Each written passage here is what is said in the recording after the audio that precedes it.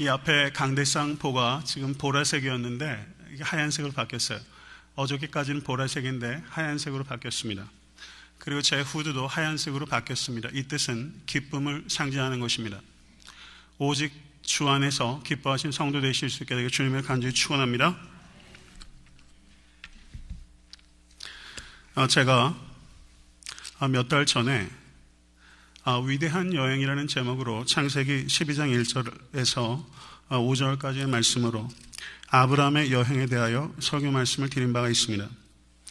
근데 제 개인적으로는 아브라함의 여행만큼 혹은 아브라함의 여행 이상으로 제 심장을 두근거리게 하는 여행이 있는데 그 여행이 바로 이 동방박사의 여행이라고 생각이 됩니다. 성경은 단 12절만 할애해서 동방박사의 여행을 기록하고 있고 그 이후로 그들이 어떻게 살았는지 우리는 아무것도 알 수 없지만 곰곰이 생각해 보면 이들이 도대체 이 여행을 왜 시작했을까? 여행의 과정 가운데 무슨 일이 있었을까? 그리고 여행의 뒤에 그들의 삶은 어떤 변화가 있었을까? 상상해 보면 그 유익이 매우 크다라고 여겨집니다. 아기 예수께 경배하기 위하여 베들레헴에 간 동방 박사들은 저 천성에 가기 위하여 순례의 길을 떠나는 모든 그리스도인들의 여행에 영감을 주는 위대한 여행입니다. 이 동방 박사의 여행을 통하여 우리 모두가 어떤 자세로 여행을 하고 있는지 깊이 되돌아볼 수 있게 되기를 간절히 바랍니다. 동방 박사들이 어떤 사람들이었는가 하는 것에 대해서 많은 학자들이 다양한 의견들이 있지만 대개 사람들이 말하기는 바벨론의 박사들이었을 것이다 라고 말을 하고 있습니다. 이 사람들은 철학과 의학과 자연과학과 그리고 무엇보다도 천문학에 능통한 당대 지식인들이었고 왕을 가리키던 스승이었습니다. 정치와 종교와 사회와 문화에 있어서 최상층부를 차지하고 있었던 사람들입니다. 이들은 아쉬울 것도 없고 바랄 것도 없는 사람들. 그래서 자기가 살고 있는 자리를 떠날 이유가 하등의 이유가 없는 사람들. 그런 사람들이었는데 이들이 그 자리를 떠났다는 것입니다. 왜 떠났을까? 바벨론에서 베들레헴까지의 거리가 직선 거리로 800km라고 그래요. 직선으로 800km 정도가 되면 지형을 고려할 때는 좋게 2000km가 넘는 엄청난 거리라고 할 수 있습니다. 아마 이 당시에 교통편으로 생각하게 되면 편도로만 4개월이 걸리는 여행. 성도 여러분 그런 여행 해보셨어요? 편도로만 4개월이 걸리는 여행, 왕복 8개월이 걸리는 여행, 험한 산과 깊은 물을 건너야 하는 여행, 끝도 없이 펼쳐지는 사막을 건너야 하는 여행, 지도가 도무지 소용이 없는 사막을 건너야 되는 여행, 그리고 예상치 못한 도적대들과 강도들이 출몰하는 여행, 들짐승과 독사와 독충과 그리고 온갖 예상치 못했던 위험을 직면해야만 하는 여행. 이 사람들은 지식인으로서 이 여행을 떠나며 어떤 일이 눈앞에 닥칠지 알고 가는 사람들이었습니다. 그러면 우리는 진지하게 물어야만 합니다. 왜? 부러울 것도 없고 아쉬울 것도 없는 이 세상에서 모든 것을 다 누리고 있는 이 동방박사들이 덩그러니 별 하나를 보고 편도만 4개월이 걸리는 2000km가 넘는 그 장정을 이들은 왜 떠났을까? 성도 여러분, 제가 성도님들 가정에 신방하다 보면요, 저는 내비게이션이 있다라는 것이 저한테 얼마나 좋은 뉴스인지 몰라요. 제 목회에 큰 도움을 얻고 있습니다. 제가 아틀란타에서 알아주는 길치거든요. 그런데 내비게이션으로 가다 봐도 여러분 없는 주소가 있어요. 내비게이션으로도 헤매요. 아틀란타에서 이 눈에 익은 거리를 찾아가는데도 불구하고 그래도 헤매요. 그런데 2000km가 넘는 이 길을 떠나는 사람들이 내비게이션도 아니고 덩그러니 하늘의 별 하나를 의지하고 2000km를 떠난다. 사랑하는 성도는 별이라는 게 밤에는 보이는데 낮에는 안 보여요. 낮에는 도대체 뭘 보고 간 거예요? 그리고 날씨가 흐리면 별이 안 보여요. 뭘 보고 간 겁니까? 가족들이 만류가 대단했을 거예요. 아내와 자식들이 뭐라고 말했겠습니까? 이렇게 무책임하고 무모한 여행을 왜 떠납니까? 당신 왜 이렇게 이기적이에요? 그렇게 아내가 얘기하지 않았겠어요? 이것 떠나면 다시는 나올 생각하지 마세요. 아마 이렇게 얘기한 아내들도 있을지도 몰라요.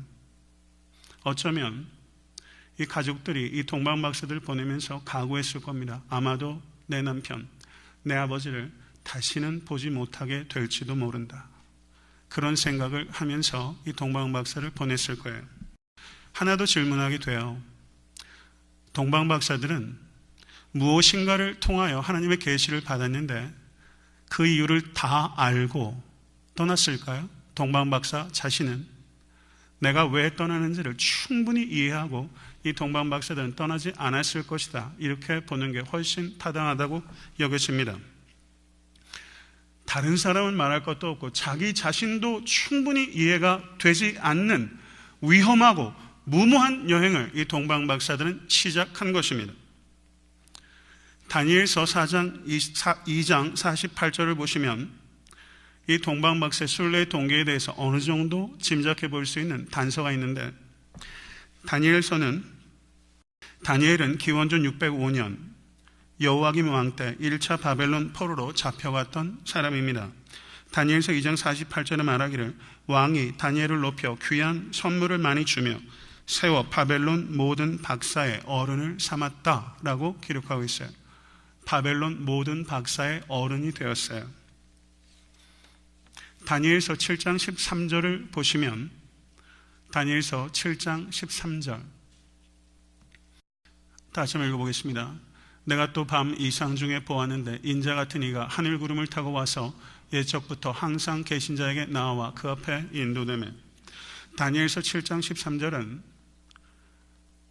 인자, 하늘로서부터 오는 인자에 대한 예언을 나타내는 매우 중요한 말씀입니다. 주전 603년에 바벨론으로 포로로 잡혀가서 모든 박사들의 스승이었던 이 다니엘의 예언이 면면이 박사들에게 이어져 오다가 그리고 예수의 탄생을 경배하기 위해서 온 이 동방 박사들에게까지 이어졌고, 그들 중에 몇 명이 그 예언의 실체를 찾아서 다시는 돌아오지 못할지도 모르는 2000km의 여행을 그들이 혹시나 떠나게 된 것은 아닐까라는 상상을 해보게 되는 것입니다. 이것은 그야말로 상상이죠. 그렇지만 우리가 확실한 것은 동방박사들은 두 가지를 내려놨어요. 이성과 욕망을 내려놨습니다. 이성과 욕망을 내려놓고 두렵지만 거부할 수 없는 어떤 부르심에 끌려 이 여행을 감행했던 것입니다. 사랑하는 성도 여러분, 그리스도인이십니까? 아멘. 그리스도인은 그리스도를 모시고 사는 사람들을 그리스도인이라고 하는 거예요. 그리스도인들은 내가 자발적으로 이 자리에 나온 것이 아니라 하나님의 부르심으로 예배 자리에 나온 사람들입니다. 믿으십니까? 이 동방박사들이 이성과 욕망을 내려놓고 무엇인가 거부할 수 없는 강력한 힘에 이끌려서 2000km의 여행을 했던 것처럼 우리는 성령의 부르심에 이끌려 이성과 욕망을 내려놓고 순례의 길을 가는 그리스도인들입니다. 믿으십니까? 그렇기 때문에 동방박사의 여행은 바로 우리들 자신의 여행이라고 할 수 있는 것입니다. 이성과 욕망을 내려놓은 여행, 그 여행 중에 우리들은 모두 있게 되는 것입니다. 마태복음 본문 자체는 이 동방박사들의 여행이 어땠는지에 대해서 아무런 말도 하고 있지 않아요. 그런데 경우에 따라서 우리가 성경의 행간을 읽으면서 이들의 여행이 어땠을지 상상해 보는 것은 매우 큰 유익이 있습니다. 2000km 여행해 보신 분 계세요? 우리 성도님들 가운데는 세일즈하러 이렇게 먼 주로 이렇게 많이 다니신 분들 계신데 2000km는 만만한 거리가 아니에요. 내비게이션을 가지고 SUV를 몰고 가도 만만한 거리 아니에요. 2000km의 사막과 험한 산과 그리고 험한 깊은 물을 건너고 바위를 건너고 사막을 건너는 일은 자동차를 가지고 가도 퍼져버릴 만한 그런 거리입니다. 이 2000km 여행을 하다 보면 낙타라도 성하기가 어려워서 낙타가 주저앉아 버리는 시간이 분명히 있었을 거예요. 그러면 짐꾼들이 투덜거리죠. 짐꾼들이 아우성칩니다. 그럼 몇몇 사람들은 이 동방 박사들을 설득했을 거예요. 박사님, 이거는 도저히 말이 안 되는 여행이기 때문에 지금이라도 그만두고 되돌아가야 합니다. 그래야 삽니다. 라고 말하는 사람이 분명히 있었을 거예요. 또 어떤 사람들은 그 중에 개중에 거친 짐꾼들은 그랬을 겁니다. 다른 동방 박사들이 자고 있을 때 다른 짐꾼들을 부추겨서 지금 박사들 차라리 죽여버리자. 그리고 가지고 있는 보물들을 우리가 가지고 도망가자. 그게 살 길이다. 라고 말하면서 부추기는 사람도 있었을 법해요. 그렇지 않아요? 그렇잖아요. 사람은 다 똑같잖아요. 그랬을 거예요. 이 동방 박사들은 이 2000km의 여행을 하면서 두려움이 엄습하고 낙심하고 그리고 회의에 빠졌을 것입니다. 마치 우리가 신앙생활 하면서 우리가 두려움과 낙심과 회의를 신앙의 친구로 우리가 데리고 같이 여행하는 것과 같아요. 동방 박사들은 어느 시점에 분명히 각오했을 겁니다. 만약에 저 별을 끝까지 따라가지 못하고 서로 내가 죽어도 이제는 이 여행을 그만둘 수가 없는 여행이 되어버린 거예요. 끝까지 가보자 라는 마음으로 이제 모든 것들을 내려놓고 이제 더 자유로워졌을 즈음에 예루살렘에 도착했을 것입니다. 그런데 예루살렘에 도착했을 때 그 별이 눈앞에서 사라져버렸어요. 그 동방 박사들이 유대인의 왕으로 나시리가 어디 있느냐라고 예루살렘 성을 돌아다니면서 사람들에게 물었어요. 그런데 이 사람들이 이야기하는 것들이 헤롯 성에까지 들려서 헤롯의 귀에 들리게 됩니다. 그런데 이 당시에 헤롯은 헤롯 더 그레이트이라고 말하는 왕인데 이 왕은 유대인이 아니에요. 헤롯은 half Jew, half 이두메안입니다. 혼혈이에요. 그런데 이 헤롯 대왕이 제가 지난주에 설교했던 로마 황제 가이사 어거스투스, 팍스 로마를 이끌었던 가이사 어거스투스를 이 헤롯 대왕이 군사적으로 도와서 결정적인 공헌을 세워서 로마의 황제를 오르게 되었던 것입니다. 그래서 이 가이사 어거스투스가 이 헤롯에게 그 반대급부로 유대인의 왕이라는 칭호를 내려서 유대인의 왕이 되었던 사람이에요. 그래서 유대 사람들은 로마 황제보다 이 헤롯을 더 증오했습니다. 유대인이 아니었기 때문에, 그리고 괴뢰 정권이기 때문에. 그렇기 때문에 이 헤롯은 자신의 왕권이 정통성이 없기 때문에 항상 불안해했고 그 정권을 유지하기 위해서 말하자면 이방원 이상으로 그 칼을 휘둘렀던 사람이에요. 자기 아내도 죽였고 자기 어머니도 죽였어요. 자기 장남과 그리고 나머지 두 아들조차 죽였어요. 정권을 안정화시키기 위해서. 이 사람은 무서운 사람이었습니다. 그런데 이 사람의 귀에 유대인의 왕이 태어났다라는 말이 들린 거예요. 그러니 이 말을 듣고서 이 사람이 느꼈을 열등감과 두려움은 얼마나 컸겠습니까? 그래서 어때요? 그 즈음에 태어난 아이들을 싹 죽여버리잖아요. 아기를 찾아내서 죽이고자 혈안이 되었던 것입니다. 헤롯이 모든 대사장과 서기관들을 모아서 그리스도가 어디에서 나느냐라고 물었을 때 대사장과 서기관들이 미가서 5장 2절의 말씀을 가지고 베들레헴에서 태어날 것이다 라고 말했어요. 그런데 베들레헴에서 태어날 것을 알았던 대제사장과 서기관들은 베들레헴에 갔습니까? 안 갔습니까? 베들레헴에 안 갔어요.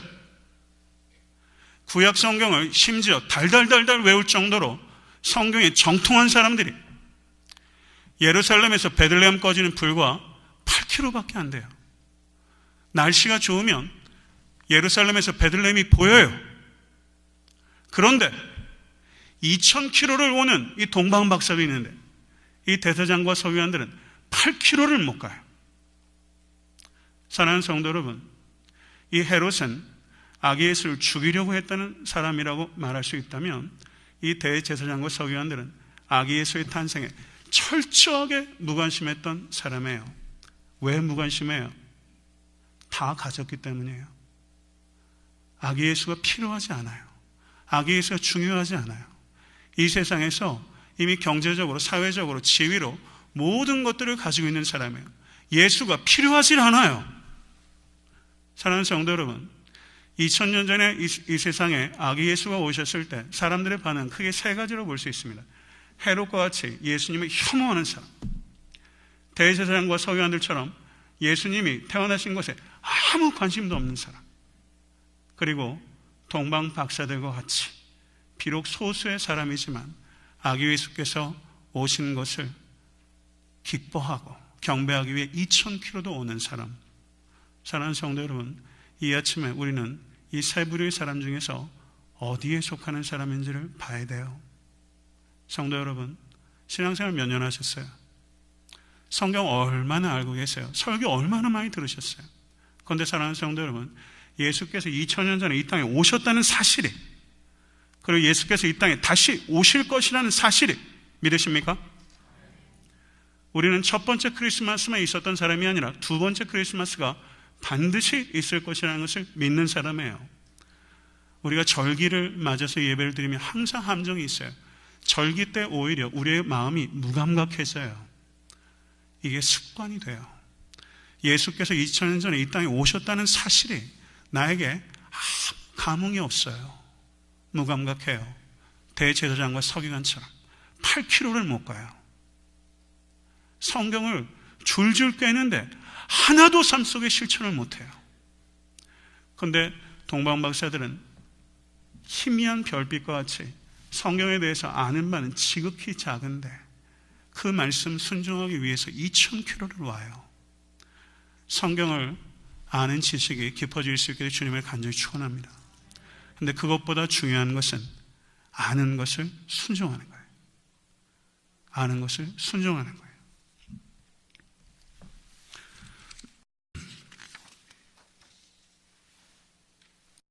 헤롯에게서 이 동방박사 물러났는데 그때 갑자기 또 별이 나타났어요. 별이 있는 곳을 머물러 쓴 것을 봤을 때 이 동방박사들이 가장 크게 기뻐하고 기뻐하였다. 성경은 에카레센 카란 마가렌 스포드라라고 성경 원어는 표현하고 있는데 이것을 영어 번역은요, NAS 번역은 이렇게 번역하면 They rejoiced exceedingly with great joy. 그들은 exceedingly with great joy. 이것은 동어 반복이에요. 문법적으로 말하면 똑같은 말이 계속 반복돼요. They rejoice with great joy. exceedingly. 이것은 이 동방박사들의 감격이 얼마나 큰지를 마태는 인간의 말로 표현하고자 최대한 노력한 거예요. 똑같은 말이 반복되는 것을 감수하고서 They rejoiced exceedingly with great joy. 사랑하는 성도 여러분, 여러분과 저에게 이 세상에 예수님이 오셨다는 사실에 대하여 이런 exceedingly 한계를 뛰어넘는 그런 great joy가 우리의 심령 가운데 있을 수 있게 되기를 주님의 이름으로 간절히 축원합니다. 사랑하는 성도 여러분, 올 한 해도 참 힘들었잖아요. 경제가 좋아진다고 얘기는 많이 하는데 도대체 뭐가 좋아진지 잘 모르겠고, 젊은이들 대학을 졸업해도 앞길이 막막하고, 유학생활을 열심히 공부했는데 그렇잖아요. 한국에서 어머니 아버지 열심히 수고하셔서 공부시켜줬는데 그 뒤가 또 막막하고, 박사과정을 마쳐도 뒤도 막막하고, 그렇잖아요. 삶이요 첩첩산중이죠. 첩첩산중. 사랑하는 성도 여러분, 환경을 통하여 기쁨을 찾기를 기다린다면 아마 그런 일들은 어려울 거예요. 환경 때문에 기뻐하지 마시고 예수 그리스도 때문에 exceedingly with great joy, 큰 기쁨을 누리시는 사랑하는 모든 성도 되실 수 있게 되길 주님의 이름으로 간절히 축원합니다. 오직 여호와를 인하여 기뻐하는 것이 우리의 힘입니다. 믿으십니까?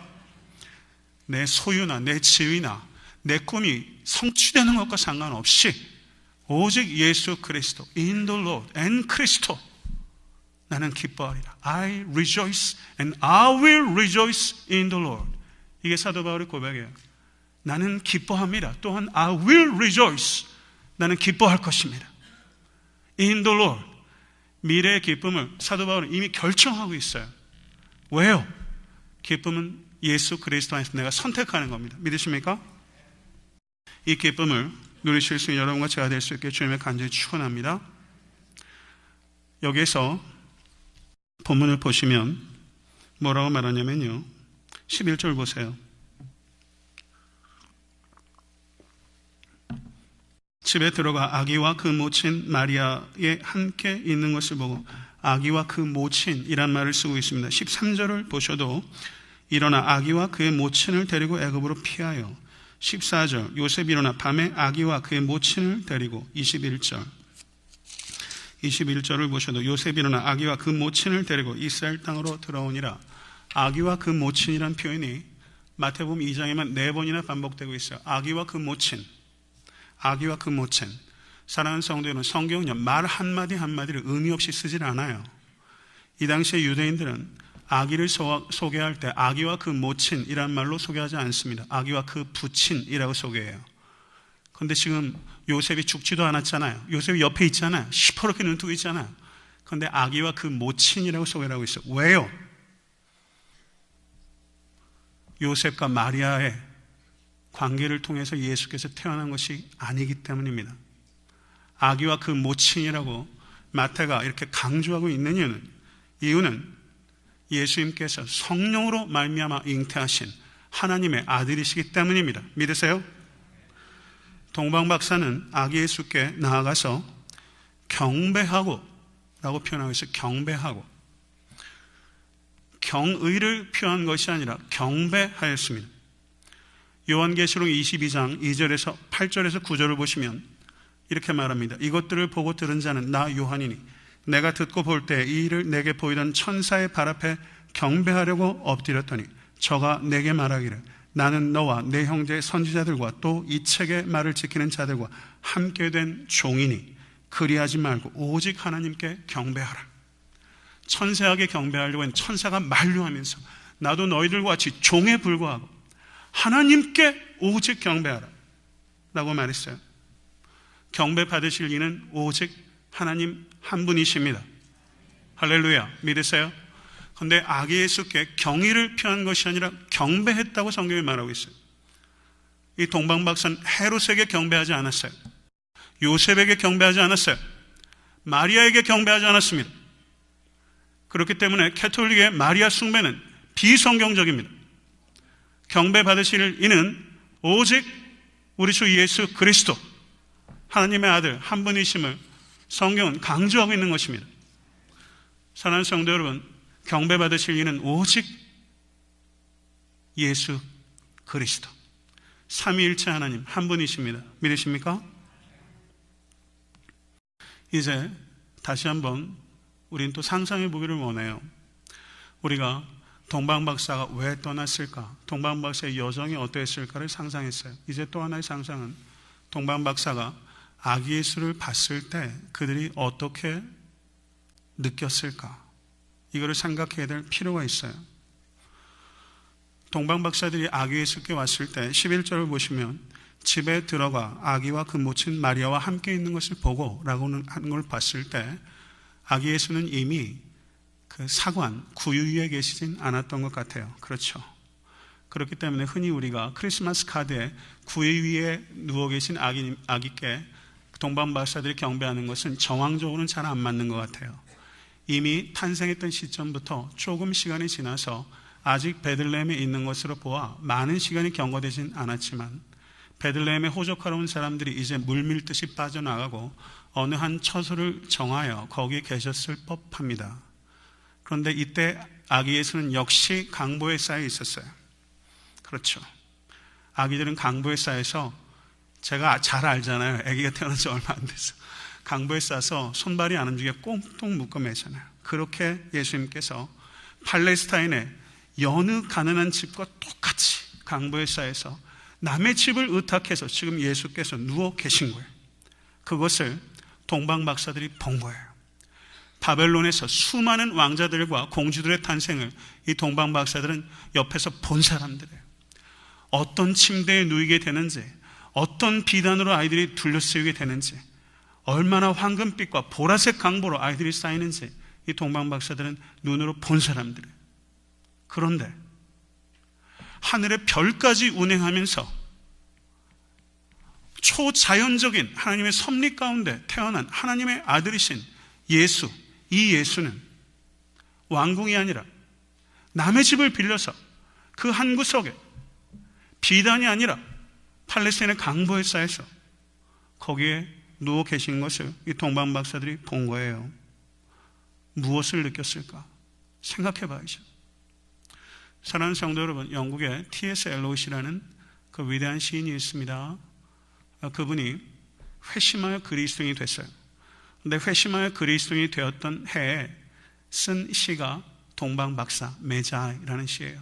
저는 그 시가 너무 좋아요. 너무 좋아요.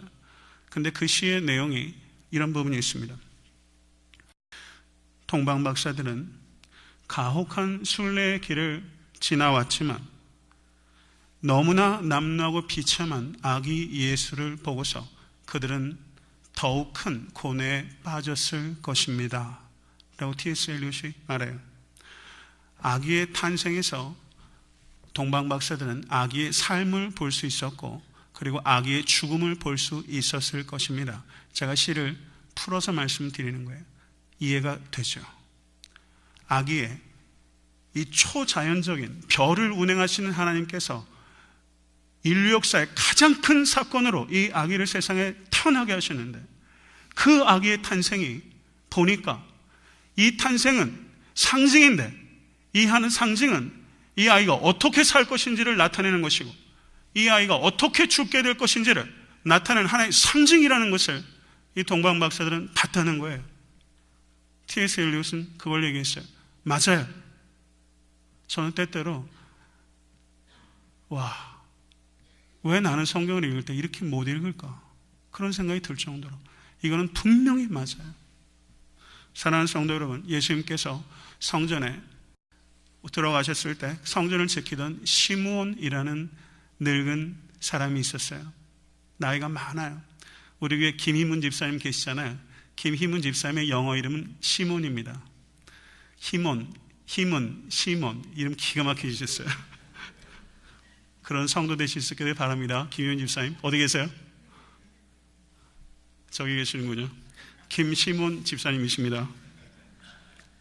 시몬이 아기 예수님을 보고서 뭐라고 말하냐면 이 아이는 이스라엘 중 많은 사람의 흥함을 위하여 비방을 받는 표적되기 위하여 세움을 입었고 또 칼이 내 마음을 찌르듯 하리라. 많은 사람들의 흥함을 위하여 비방받는 표적되기 위하여 세움을 입었다. 예수 그리스도 아기 예수를 보고서 비방을 받는 표적이 될 것이라고 시몬은 예언했어요. 그리고 마리아의 마음에 칼이 찌를 것이다 라고 말하면서 예수께서 죽는 순간 마리아의 마음의 상태를 예언한 것입니다. 시몬은 아기 예수를 보고서 아기 예수의 삶과 죽음을 본 거죠. 동방박사들도 그것을 본 것입니다. 아기 예수의 탄생 속에서 아기 예수의 삶과 아기 예수의 죽음을 본 거예요. 그러니 동방박사의 마음은요, They rejoice exceedingly with great joy.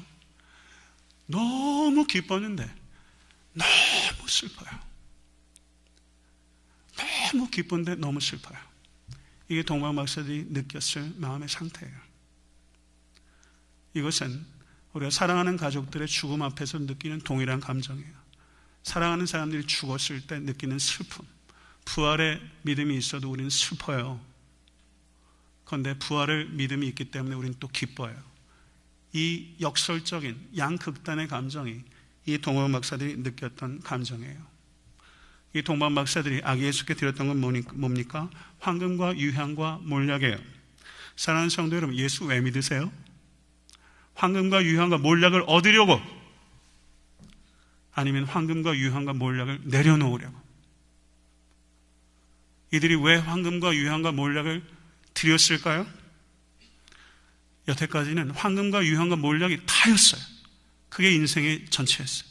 그게 황금이었어요. 그게 보배였어요. 근데 황금과 유향과 몰약을 내려놓으면서 이들은 고백한 거예요. 예수님, 아기 예수님, 나의 참 보배는 황금과 유향과 몰약이 아니라 바로 당신입니다. 나의 참 기쁨은 황금과 유향과 몰약이 아니라 바로 당신입니다. 이것을 고백한 것입니다. 초대교회 교부가 황금과 유향과 몰약의 의미를, 황금은 왕이신 예수님께 드린 예물이며 유향은 하나님이신 예수님께 드린 예물이고 몰약은 사람이신 예수님께 드린 예물이다 라고 해석했어요. 일리가 있는 해석이라고 보입니다. 이제 말씀을 정리하고자 합니다. 12절 말씀 보세요. 꿈의 헤롯에게로 돌아가지 말라. 지시하심을 받아 다른 길로 고국에 돌아가니라. 다른 길로 고국에 돌아가니라. 사랑하는 성도님, 지난주에 제가 설교 말씀드릴 때 베들레헴 지경 밖에 있던 목자들이 아기 예수께 경배하고 다시 자기 일로 돌아갔어요. 예수를 믿는다는 것은 예수를 참으로 예배하고 우리의 삶의 자리로 변화된 내가 되돌아가는 것입니다. 믿으십니까? 삶의 리얼리티로부터 도피하는 것이 신앙생활이 아니에요. 사랑하는 성도 여러분, 우리는 은둔자적하면서 금욕주의하고 세상으로부터 도망가는 신앙생활을 하는 게 아니라 예수님을 참으로 경배하고 우리의 삶의 리얼리티로 다시 들어가서 그곳을 변화시키는 사람입니다. 믿으십니까? 한 가지 더 상상을 해보고 말씀을 맺습니다. 아기 예수께 경배하고 이들은 바벨론으로 다시 돌아왔어요. 바벨론에서 그들이 했던 일은 뭐예요? 점성술했던 사람이에요. 그렇죠. 이교도였습니다. 이교도들을 이끄는 제사장이었어요. 그런데 아기 예수께 경배하고 이들이 다시 돌아갔을 때 그들은 그 일을 계속할 수 있었겠습니까? 할 수 없었겠습니까? 할 수 없었어요. 아기 예수께 경배하는 길은 순례의 길이라면 이제 안전하게 고국으로 돌아왔지만 그들의 삶은 순교의 길이 시작된 거예요. 여행의 길보다 더 어렵고 벅찬 순교의 길이 이 동방 박사들에게 있었을 겁니다. 왜 안 그렇겠어요? 그리고 그들은 그렇게 살았을 거예요. 사랑하는 성도 여러분, 이들이 아기 예수께 가기 위해서 그들은 하늘의 별을 보고 갔어요. 그의 별을 보고 갔더라 라고 성경은 말하고 있습니다. 그리고 600년 전에 다니엘의 삶이 그리고 다니엘의 예언이 그들에게 또 다른 별이었어요. 그리고 동방박사는 아기 예수를 경배하고 그 자리에 다시 돌아갔어요. 그들의 삶은 바벨론의 많은 이교도들을 예수께로 인도하는 별이 되었을 것입니다. 믿으세요? 사랑하는 성도 여러분, 우리의 삶이 어떻게 되어야 다른 삶입니까? 사랑하는 성도 여러분, 우리들은 동방박사와 같이 여행 중인 사람이에요. 적신과 적신 사이를 여행하는 사람들입니다. 믿으십니까? 우리는 여행자예요. 이 세상에서 여행자예요. 여행에 성공하기 위해서는 짐을 가볍게 해야 됩니다. 그래서 다른 사람 여행자들을 여행할 수 있도록 영감을 주고, 그리고 여러분과 저의 삶이 예수께로 그들을 이끄는 작은 별이 될 수 있기를 간절히 소원합니다. 이게 크리스마스에 갖고 있는 진정한 메시지예요. 여러분과 저의 삶이 이 세상을 마치게 되는 그날까지 여러분과 저의 삶이 누군가를 예수께로 인도하는 별이 되는 삶, 성도 여러분, 그 삶이 의미 있고 가치 있는 유일한 길입니다. 이것을 믿으실 수 있게 되기를 주님의 이름으로 간절히 축원합니다. 주신 말씀 생각하면서 기도하겠습니다. 사랑의 하나님 아버지, 감사합니다. 성경 말씀이 너무 좋습니다. 이 작은 구절 가운데 아버지, 이러한 여행을 했던 사람이 있었다는 것을 오늘 말씀을 통해서 깨닫습니다. 어떻게 떠났을까요, 하나님? 어떻게 그 여행을 견뎠을까요? 예수님을 만났을 때 그들의 마음은 어떠했을까요? 다시 고국으로 돌아와서 그들은 어떻게 살았을까요? 이전과 같이 살 수 없었을 텐데 아버지, 그들의 삶을 마칠 때까지 그들은 참 기뻤을 것이고 그리고 참 고단했을 것입니다. 아버지 하나님, 우리 그리스도인의 삶도 때로는 이성도 때로는 탐욕도 내려놔야 되는 길이라는 것을 우리가 다시 한번 생각해 봅니다. 하나님 아버지, 목적 없이 아버지 살다가 인생의 마지막에 큰 허무 앞에 당황하는 숱한 사람들 중에서 우리들을 불러 주셔서 정향 없이 달리지 않게 하시고 표대를 향하여 달릴 수 있도록 우리들을 불러주신 아버지 하나님, 감사와 찬양과 영광을 올려드립니다. 아버지, 이 땅에 오신 예수님, 아버지 그 탄생을 기뻐하며 감사합니다. 그리고 이 땅에 다시 오실 예수님, 그분을 생각하며 우리도 여행을 잘할 수 있도록 주여 인도하여 주시며 우리의 삶이 뭇 생명들을 예수께로 인도하는 작은 별과 같이 될 수 있도록 아버지 하나님 역사하여 주시옵소서. 하나님 사랑합니다. 하나님 감사합니다. 하나님 영광 받아 주시옵소서. 우리 주 예수 그리스도 이름으로 간절히 기도드려 싸움나이다. 아멘.